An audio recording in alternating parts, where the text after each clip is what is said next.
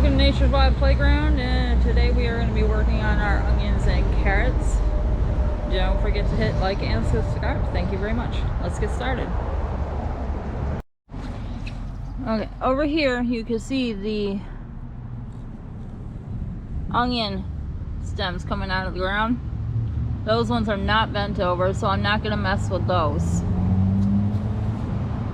These ones aren't either.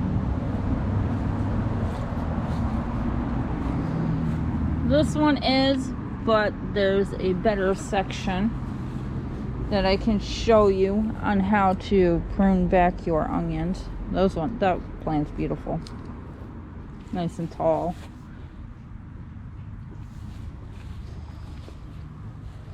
And down here we have one that is all over the place.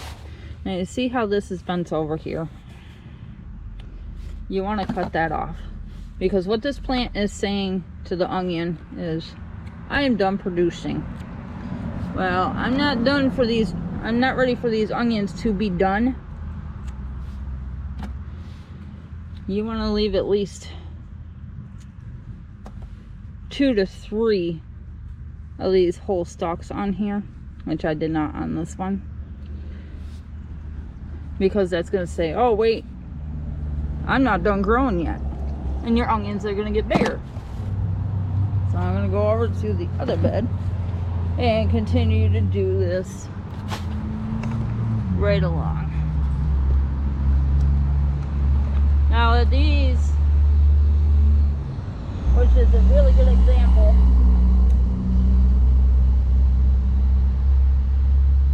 of how many onion greens you should chop off, is this here when it bends right here, or on this one where the tip has died off. You don't want that tip to die off, you want to cut it beforehand. So go ahead and cut that off. See how you got one main one here, you got 2. That's what you want to do, at least 2 to 3.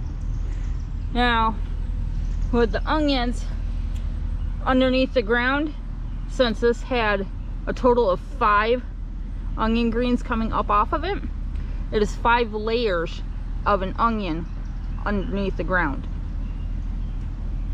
So just like you would buy in the store or harvest from your garden, how the onion has a complete circle and then it gets smaller and so on, those are the layers. So I'll go ahead and check out the rest of this garden and see which other ones we need to cut back. Take that one off. There's one right here.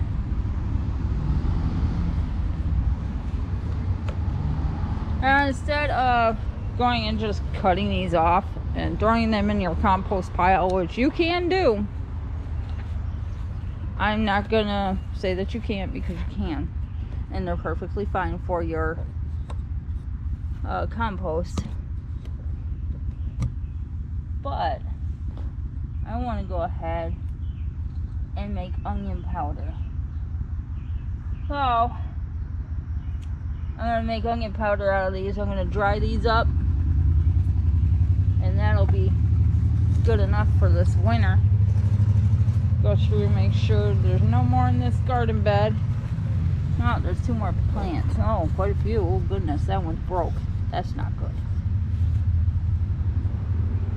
This one broke off too. So something must have ran it over. Now there's 2 on that. There's a piece of cow shit on this one. You may as well take it off. It's laying on the ground anyhow.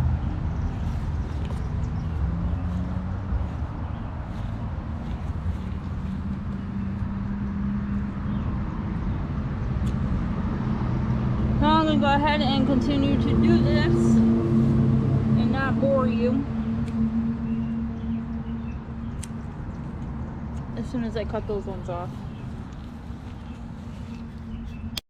No, we do not have too many onion tops or green onions or our onion powder, but that's okay. As the season progresses, we will. Now, I started thinning the carrots out because you want them about an inch apart. So that way they don't get all bunched up. They got room to grow. You know, all that. I did try to transplant some of them. If they grow, they grow. But try to pick out your best ones and leave those in there. It's just hard to do because all my carrots look good this year. I got some onions growing in there, so there's an onion seed that I planted. I'm gonna leave that right there with my onion.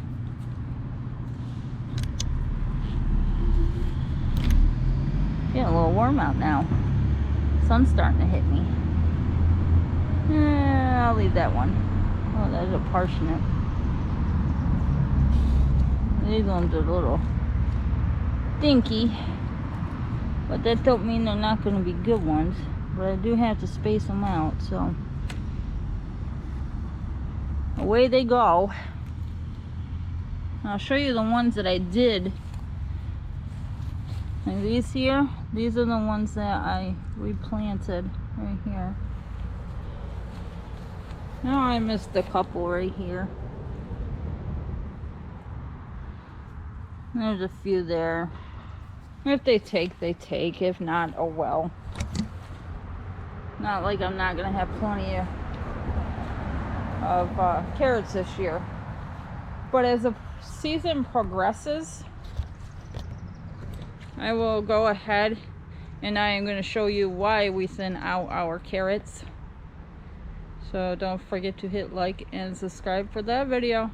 Thanks a bunch. Have a great day.